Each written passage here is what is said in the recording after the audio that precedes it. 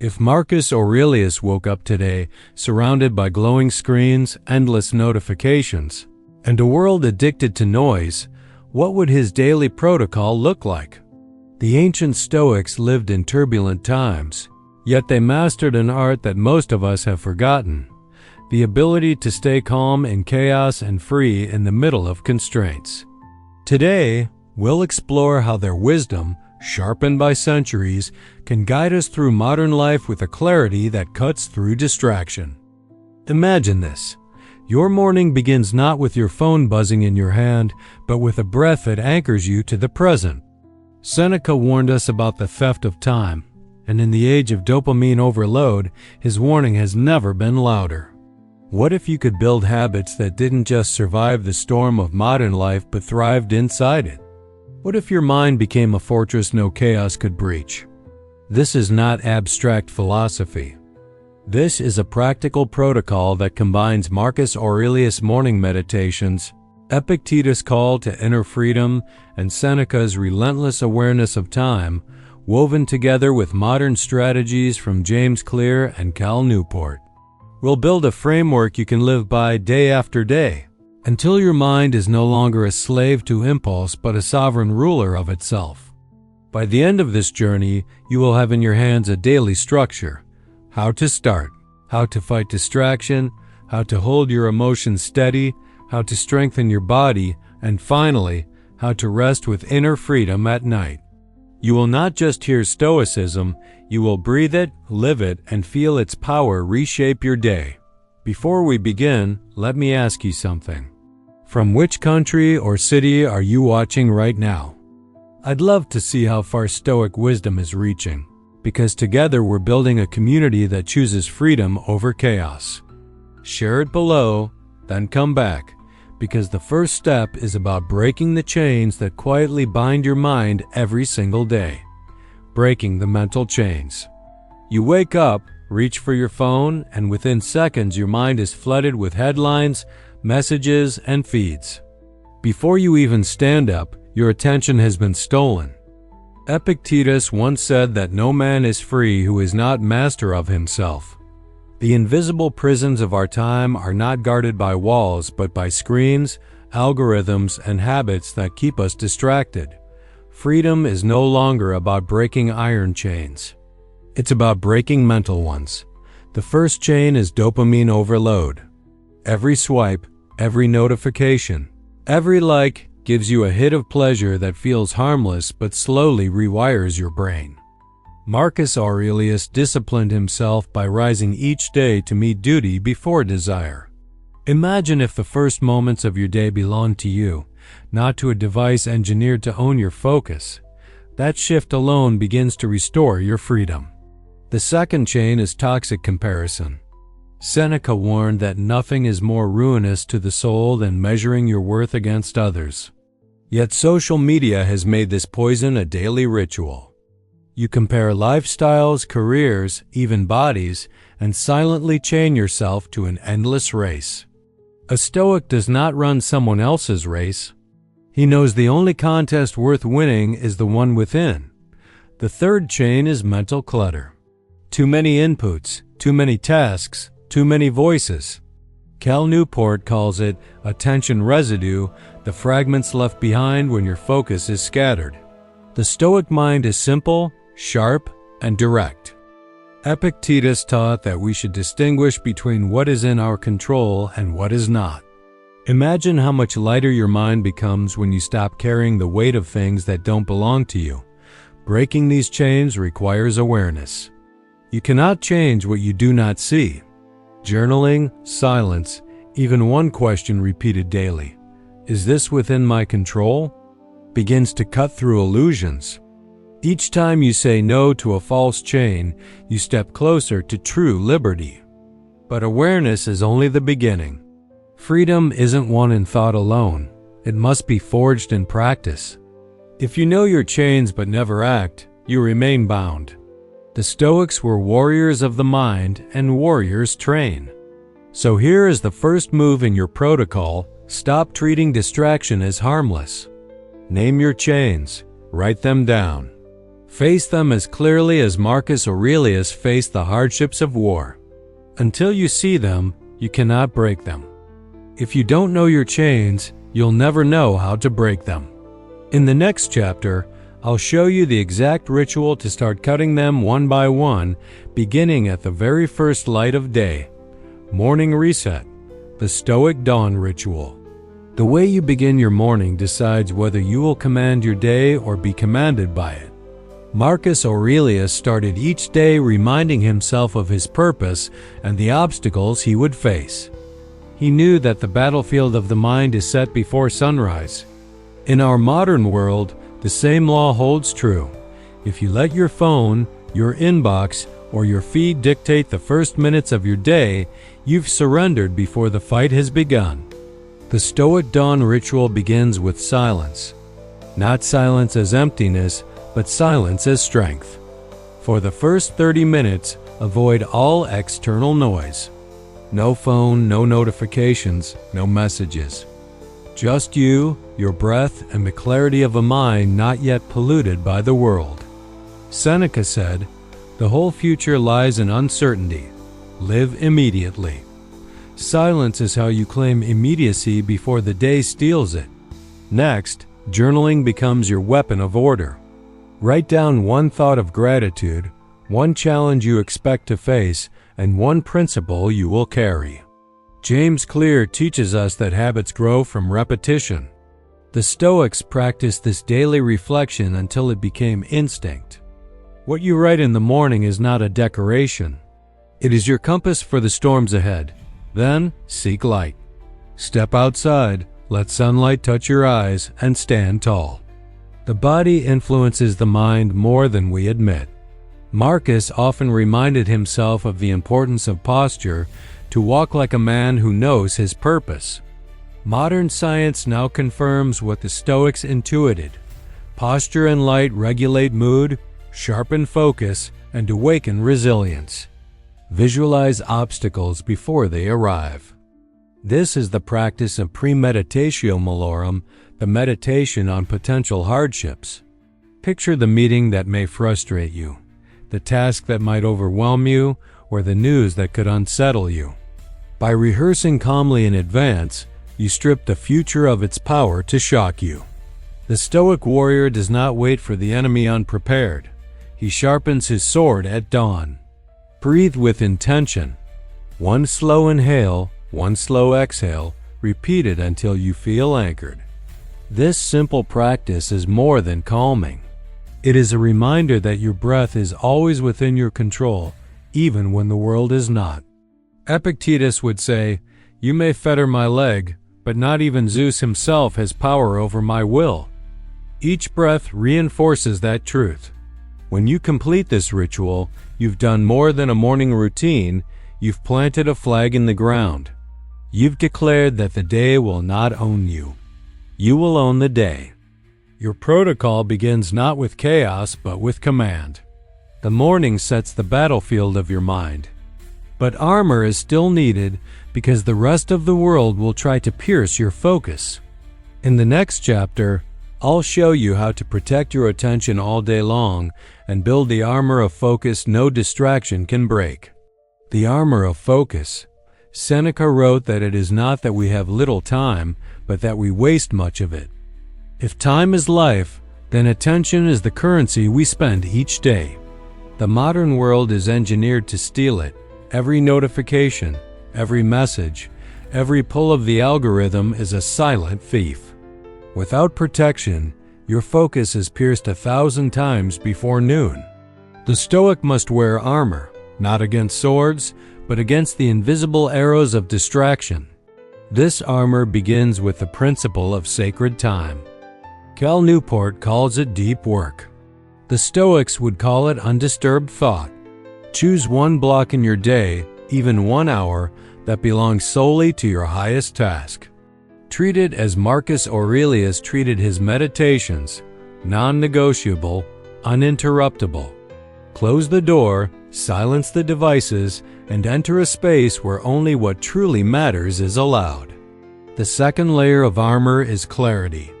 You cannot defend focus if you don't know what deserves it. Each morning, decide the one task that, if completed, would make the day meaningful. This is your target. Epictetus said that no man sets sail without a port in mind. In the same way, no day should begin without a destination for your attention. The third layer is boundaries. The Stoic is not naive. He knows the world will test him. Colleagues, messages, and demands will try to pierce the shield.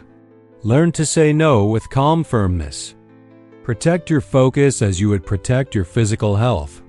Marcus Aurelius endured constant pressure as emperor, yet his writings prove he carved time to think.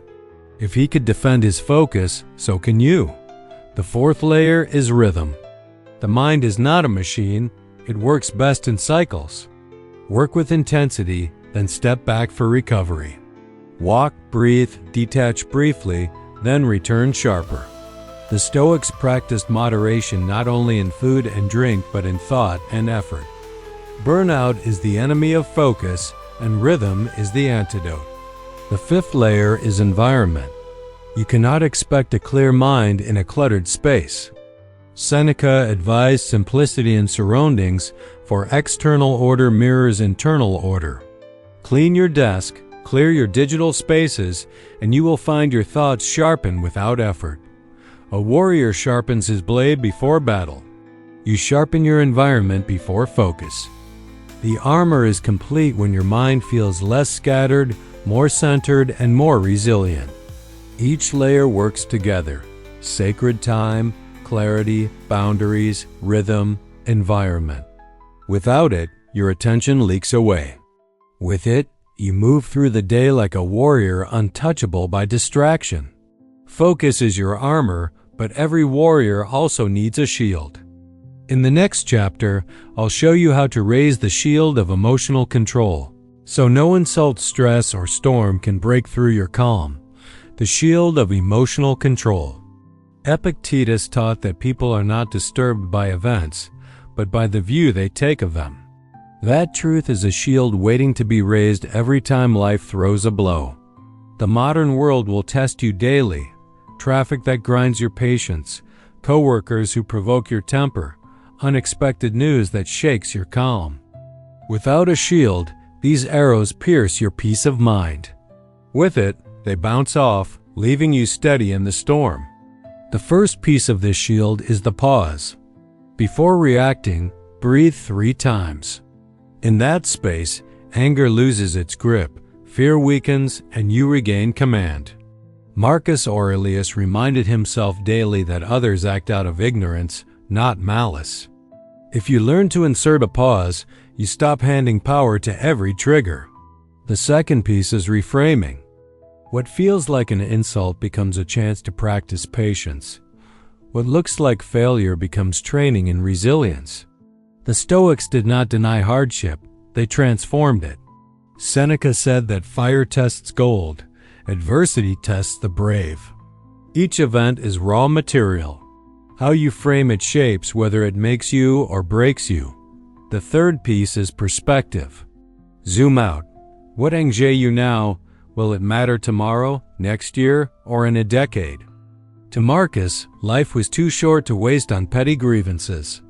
Imagine looking at today's irritation from the height of eternity. Most storms shrink to ripples when seen from above. The fourth piece is detachment. Not from life, but from the illusion that you can control it all. Epictetus made a clear division. Some things are up to us, others are not. Clinging to what is not yours to command is choosing slavery. Detachment is not apathy. It is freedom. The fifth piece is self-mastery. The Stoics believed emotions are natural, but surrendering to them is weakness. You cannot stop the first surge of anger or fear, but you can refuse to be carried away. Like a skilled rider controls a horse, mastery means guiding emotion rather than being dragged by it.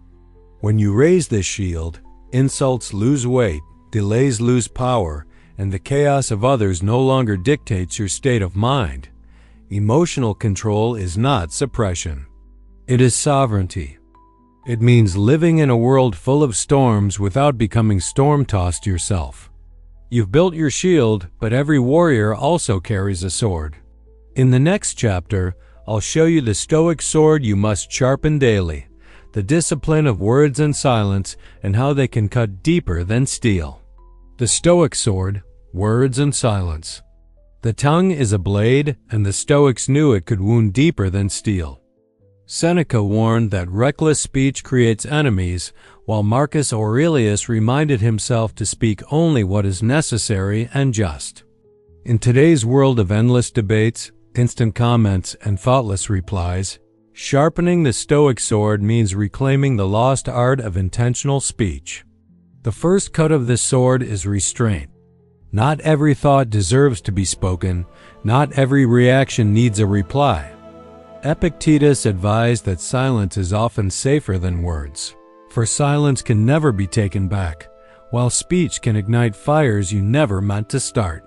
Mastery begins when you learn that withholding words is sometimes the strongest act of power. The second cut is truth. When you do speak, let your words carry weight. The Stoic sword is not for gossip, not for noise, but for honesty delivered with clarity. In an age of exaggeration and manipulation, the courage to say what is true without distortion is sharper than any weapon. The third cut is intention. Before you speak, ask, does this inform? Does this build? Does this heal? Marcus Aurelius treated every word as a reflection of his soul. You too must treat language as a tool for construction, not destruction. One careless phrase can poison a day, but one precise word can shift an entire life. The fourth cut is silence itself. Not passive silence, but deliberate stillness. In moments of silence, you regain control, observe more deeply, and conserve strength.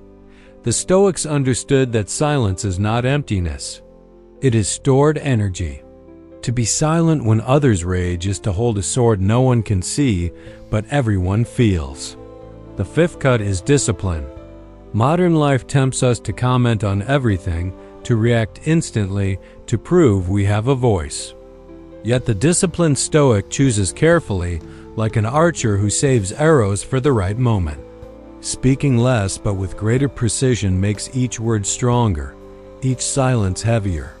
Sharpening the sword means speaking rarely, but with impact. It means letting your silence unsettle where noise would only weaken. It means cutting away what is false, frivolous, or wasteful until only what is essential remains. Words and silence shape your presence, but your body also speaks louder than many realize. In the next chapter, we'll explore the forgotten Stoic practice of physical mastery, where the discipline of the body strengthens the freedom of the mind. The discipline of the body. The Stoics never separated the mind from the body. Marcus Aurelius endured campaigns in harsh climates. Epictetus carried the memory of slavery in his broken leg, and Seneca practiced moderation to keep his body a servant, never a master. In modern life, comfort has become a subtle trap. Soft chairs, endless food, glowing screens. The body grows weaker, and with it, the mind's resilience. To live with Stoic strength, you must train the body not for vanity, but for virtue. The first practice is endurance. A cold shower, a brisk walk in the rain, or pushing your body through exercise teaches the mind that discomfort is not the enemy. Seneca advised exposing yourself to hardship before it arrives so that you never collapse when it comes uninvited. By choosing small discomforts daily, you sharpen your courage for greater trials. The second practice is posture. How you carry yourself is how you carry your mind. Marcus urged himself to walk like a man who knows his purpose. Stand tall, breathe deeply, move with intention. When your body holds discipline, your thoughts begin to align with it. Modern psychology confirms what the Stoics lived. The body is a signal that trains the brain. The third practice is moderation. Seneca condemned indulgence as another form of slavery. To eat beyond hunger, to drink beyond reason, to sleep beyond need.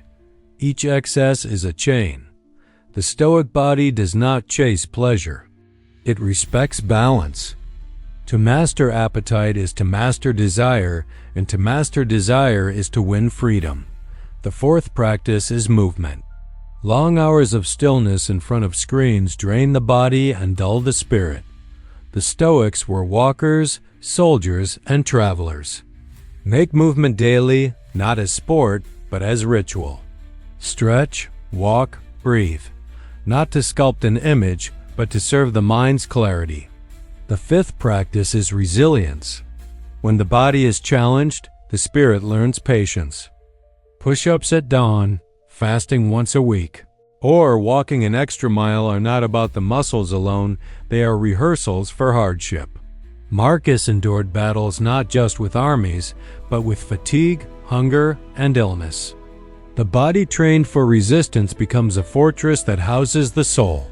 To discipline the body is to remind yourself daily that comfort is not the goal, strength is. The body obeys when you command it, and in its obedience, it frees the mind from craving. This is not punishment, but preparation, shaping a vessel strong enough to carry a disciplined spirit. The body obeys discipline, but the mind rules. And the ultimate test of the mind is how it faces chaos. In the next chapter, we will step into the battlefield itself and explore how to train in chaos without losing your freedom. Training in chaos. Epictetus reminded his students that no one becomes strong without trials. To the Stoics, adversity was not an interruption of life, but the very forge of character. Modern life may not throw us into gladiatorial arenas, yet chaos surrounds us in subtler ways. Sudden job loss, the sting of rejection, financial uncertainty, the relentless storm of information. If comfort is the soil of weakness, chaos is the gymnasium of the soul. The first exercise is voluntary discomfort. Sleep on the floor once a week, fast for a day, or turn off every device for 24 hours. Seneca practiced poverty while living in wealth to remind himself that fortune could not enslave him. When you choose discomfort, you transform fear into training. What once seemed unbearable becomes familiar, and familiarity erases terror. The second exercise is controlled adversity. Step into challenges before you feel ready. Take the harder project at work. Confront the conversation you've been avoiding. Practice restraint when indulgence calls. Cal Newport teaches that focus grows in difficulty, not ease. The Stoic embraces difficulty because it hardens the will. The third exercise is emotional trial. Let someone insult you and do not reply. Face a delay without agitation. Enter traffic with calm. These are the modern equivalents of Epictetus tests. If you cannot master irritation, how will you stand in true storms?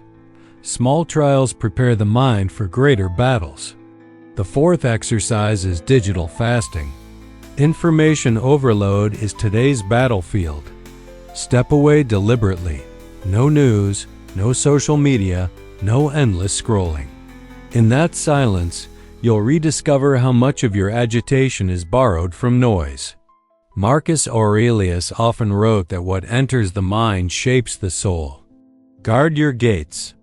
The fifth exercise is reflection after adversity. Don't waste suffering. Every frustration, every failure, every setback becomes valuable when examined. Ask, what did this teach me? Where did I lose control? Where did I stay strong? Reflection turns chaos into curriculum, and the student who studies chaos becomes the master of himself. Training in chaos means you stop seeing adversity as punishment. It becomes your practice ground. Each hardship is a sparring partner testing your resilience, sharpening your discipline, reminding you that freedom is not comfort but strength. Chaos trains you, but the highest Stoic protocol doesn't stop at endurance. It points to something greater, a throne that no storm can touch. In the final chapter, we'll reveal what it means to claim the throne of inner freedom, the summit of Stoic life. The throne of inner freedom. Marcus Aurelius ruled the largest empire of his time, yet he wrote that the empire within is far greater than any kingdom outside. This is the summit of Stoic practice, to sit on the throne of your own mind, unshaken by praise, untouched by insult, free not because the world is easy, but because you are sovereign over yourself. Modern life tempts you with illusions of control over status, wealth, or others, but the Stoics reveal the only true dominion is over your own thoughts, choices, and actions. The first step to this throne is evening reflection. Seneca ended his days by reviewing his actions, where he stood firm, where he faltered, and how he could rise stronger tomorrow. In a world where nights vanish in entertainment and distraction, taking even 10 minutes to reflect turns chaos into wisdom. Gratitude, accountability, and honesty become the guards of your inner palace. The second step is release. Carrying regret, resentment, or tomorrow's worry change the mind. Epictetus taught that you lose freedom when you cling to what is beyond control. Each night, release what you cannot command. Let sleep find you lighter, not burdened, because you've chosen to lay down what was never yours to carry. The third step is sovereignty of judgment. Imagine scrolling through the world's opinions and realizing none of them rule you. Marcus Aurelius trained himself to care only for truth and virtue, not applause or scorn. When your worth is no longer at the mercy of others, you've crowned yourself king of the one empire that matters. The fourth step is acceptance of mortality. Life is finite. Each day could be your last. Far from grim, this realization sets you free. Seneca wrote that he who has learned how to die has unlearned how to be a slave. The throne of inner freedom is built on the courage to live today as if it is enough. The final step is alignment. When your thoughts, words, and actions move in harmony with your highest values, there is no inner conflict. The Stoics called this living according to nature, to be whole, to be consistent, to be free. In this state, your mind rests in sovereignty. Now the protocol is complete. From breaking chains to mastering mornings, from focus and emotional shields to training in chaos, every step has led here, the throne of inner freedom. It is not given by fortune or taken by others. It is claimed daily through discipline, reflection, and choice. Now I want to hear from you. Which part of the Stoic protocol will you start practicing today? Comment below with your city and your first step so we can see how far this practice travels across the world. This protocol frees your mind today. But in the next journey, I'll show you how Stoicism doesn't just set you free, it builds unshakable power for tomorrow.